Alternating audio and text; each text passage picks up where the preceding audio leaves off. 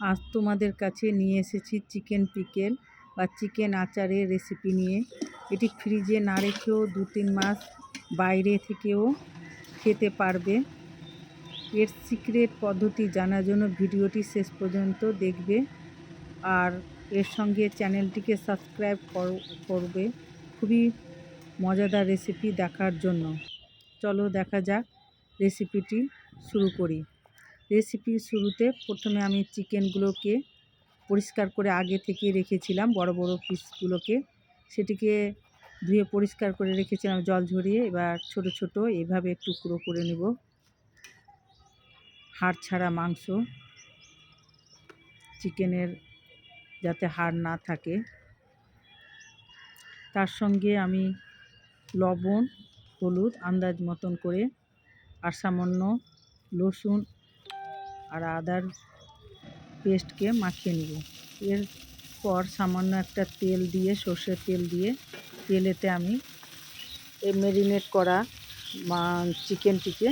চিকেনের পিসগুলোকে আমি দিয়ে দিব। দিয়ে এভাবে নাড়াচাড়া করব।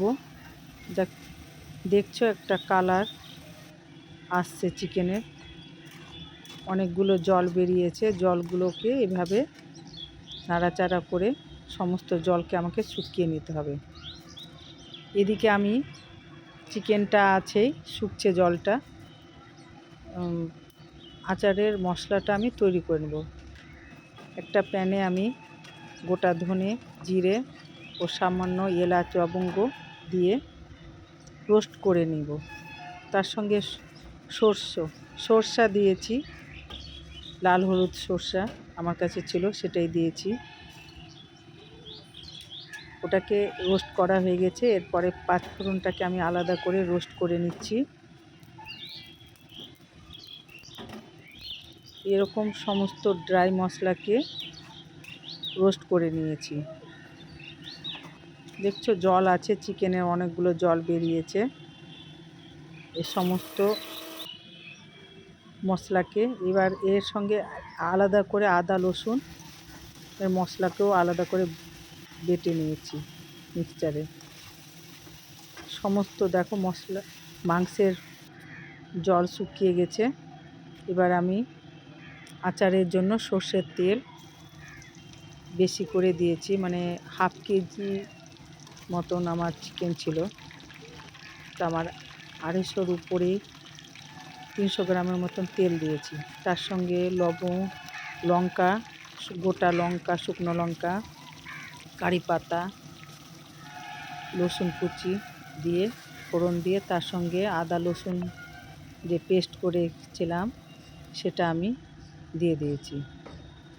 এর মধ্যে হলুদ গুঁড়ো দিয়েছি,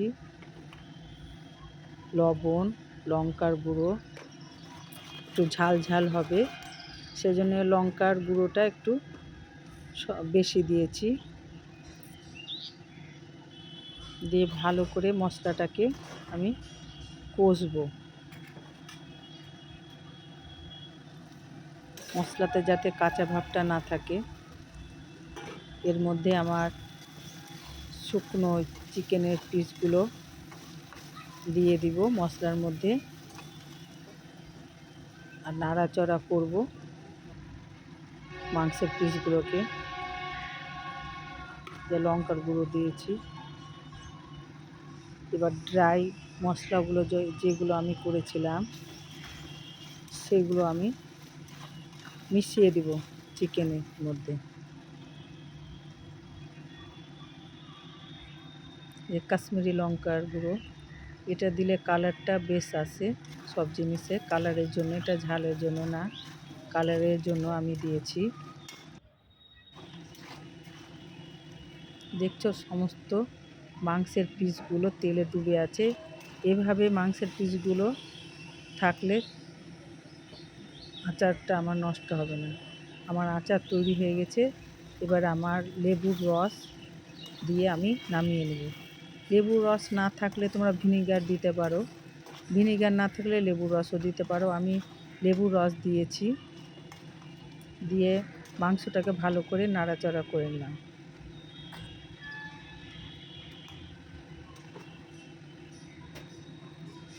আমার আচার তৈরি হয়ে গেছে কমপ্লিট। দেখতেই পাচ্ছ কি সুন্দর কালার এসেছে।